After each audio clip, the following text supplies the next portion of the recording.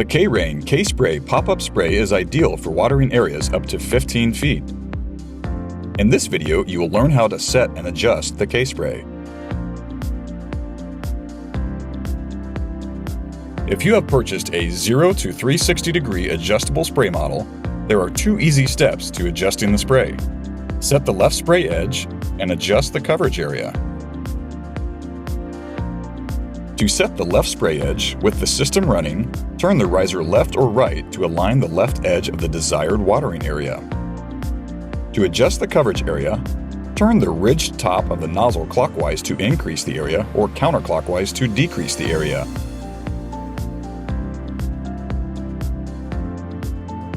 If you purchased a 90 degree, 180 degree, or 360 degree spray model, the spray area is fixed at that specific angle. To adjust the spray direction, with the system running, simply turn the riser left or right to the desired spray area. With fixed spray models, you can adjust the spray distance. Using a small flat blade screwdriver, turn the center nozzle screw to reduce the distance.